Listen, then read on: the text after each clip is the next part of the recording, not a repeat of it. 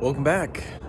We are finally pulling the heart out of this IS300. So, as you can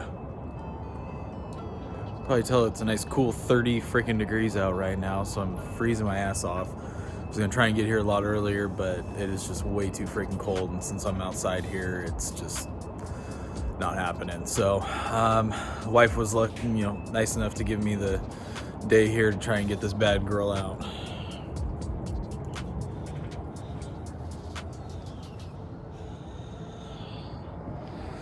Today's the day to get that thing out of here. So I'm gonna try and pull the engine and trans together, get it out.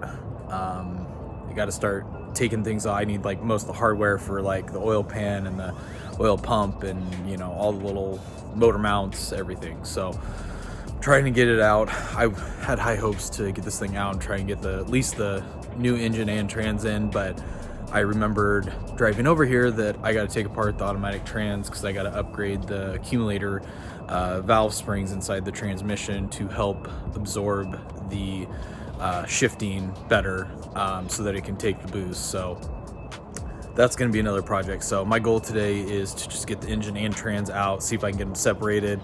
I'll probably take the transmission to work so then I can do that there, because it's probably going to be a messy job, and then try and get the block flipped over to where I can get the oil pan and everything I need, and I can hopefully get that stuff cleaned up at work so that way I can start piecing the new one together. And then once I get the engine with everything and get it mated back up to the transmission, then I'll put it back in there and hopefully life will be good. So let's get this going.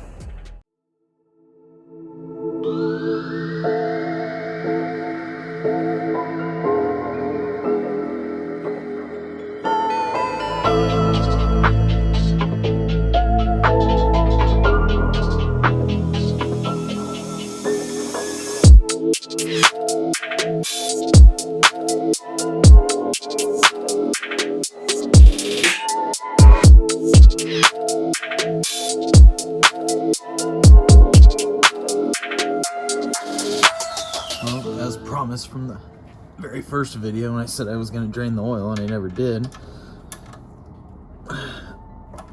Now we're going to drain the oil finally. It's not a good idea to pull an engine out full of fluids, so we're going to drain engine and transmission. So let's pull them both out. I don't think it's mixed, based off of I didn't see any milkshake oil and coolant mixed together, but you never know. Yeah, this is dark, nasty oil.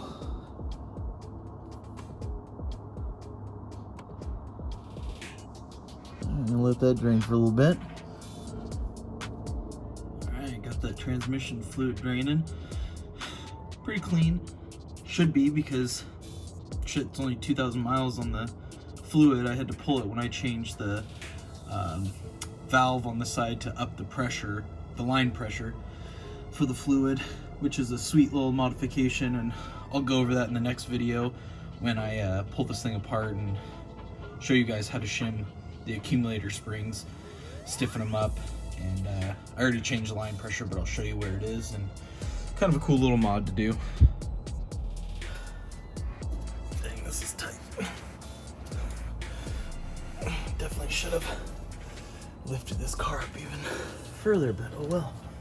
Okay, so now there are 4 bolts that are, I'm sorry, let me start over here. This is the rear differential. I'm taking the drive line out in order to get the transmission out, because that's how the power is obviously transferred. So I'm going to take the drive line out here. There are 4 bolts that hold this flange here to the drive line. 4 bolts, smack it with like a rubber mallet, break it loose, and then the center support bearing has 2 17mm bolts on each side, and there's nothing bolted to the tail housing of the transmission, so it's a little slip yoke and it'll just slide right out once I get everything unbolted. Oh gosh. Well, definitely didn't grab the right wrenches, so this is gonna be interesting. Ah, crap. Alright, well, let's try this again. Okay, let's try this again. I also, as you can see now, the driveline is spinning freely. You got to put it in neutral with the automatic trans with, I believe, the LSD here, and I know with, even if it wasn't an LSD, there is a pin that basically locks it, that when you go to put it in park, it doesn't spin, so that way the car doesn't roll away. And I went ahead and put it in neutral because otherwise I wouldn't be able to get to the top bolts. I need to be able to get to all of them. So let's see here. Let me see if I can get my other. These are 14 mil each side. There's a nut. Oh, that's not gonna work either. There's a nut and a bolt head there. Man, this is gonna be interesting. I don't know if I like that, but when in Rome. You bastard.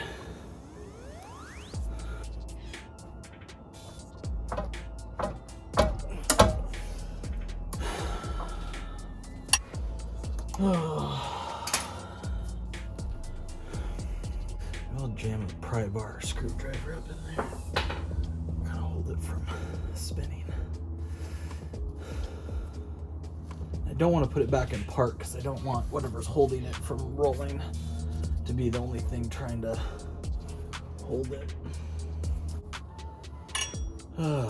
Wonderful. Off to a great start. This is what I have found to work here. You gotta get leverage. Leverage is your friend. But man, these bolts are in there. Wish I had an air compressor with my impact and probably make life a little easier, but man, that fucking screwdriver is screaming. I think I bent the shit out of it, but oh well. It's the only thing I have to jam in there to hold it from rolling. So I got 2 more to go, but that's essentially what I used.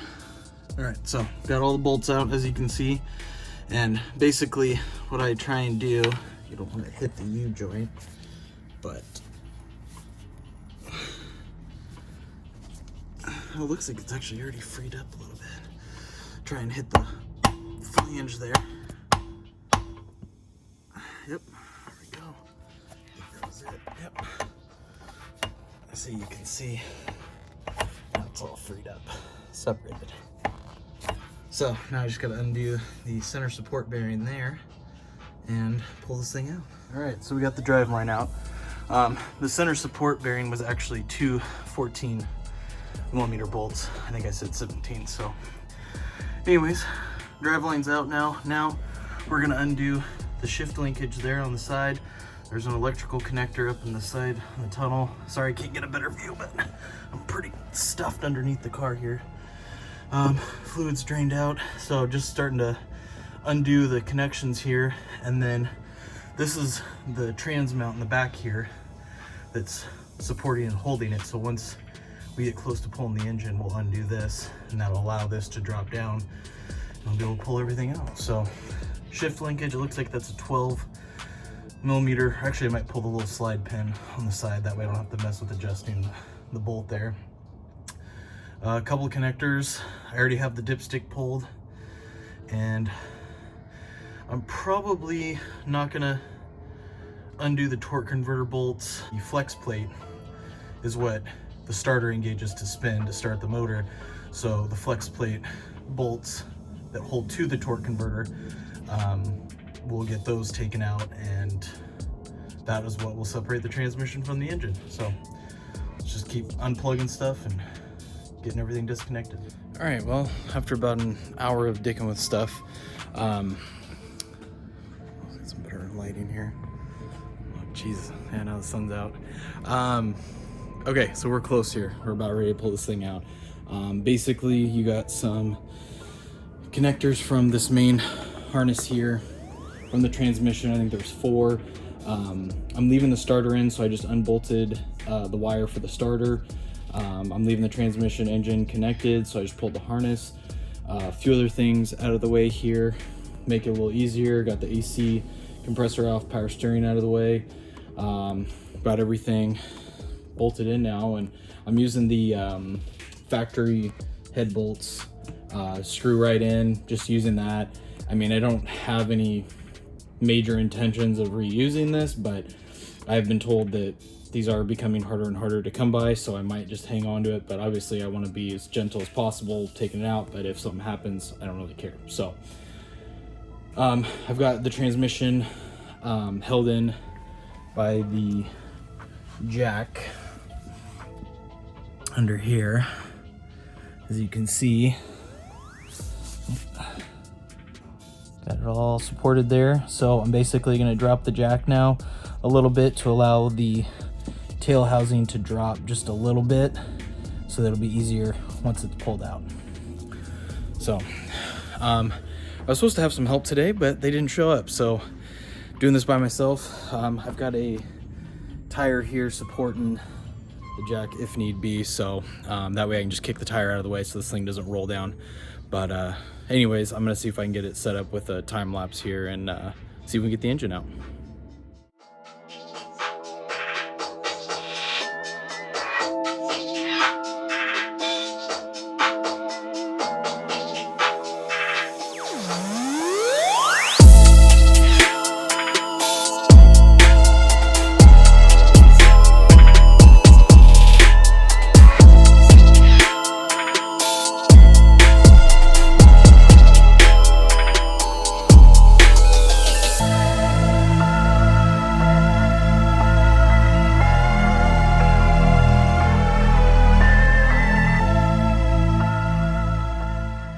There she is, boys. She's out. Man, I made a freaking mess. I mean, it's gonna happen, and like all the trans fluid dumping out, but as you can see from that time lapse, I wanted to get a good angle at it and make sure that I cleared everything. And man, whew, it was a lot of work. A little more difficult by yourself. It's always easy having a buddy. It goes a little quicker, but yeah, she is out, boys. Now we can start piecing this thing back together. So I gotta get all the crap off the old block here and separate transmission and start that whole process. So yeah, I think we're gonna call it a day here. I'm gonna basically, you've got 17 millimeter bolts around the bell housing here, and then there are the torque converter flex plate bolts on the inside. You'll have to get from underneath, and that's about it. I'll leave most of the crap on there because I'm reusing the transmission, so I don't really need to take a whole lot of crap off. But I'm actually surprised these motor mounts seem to be in a little bit better visual shape than what I was expecting. I bought new ones anyways. I also bought a nice Greddy oil filter relocation kit.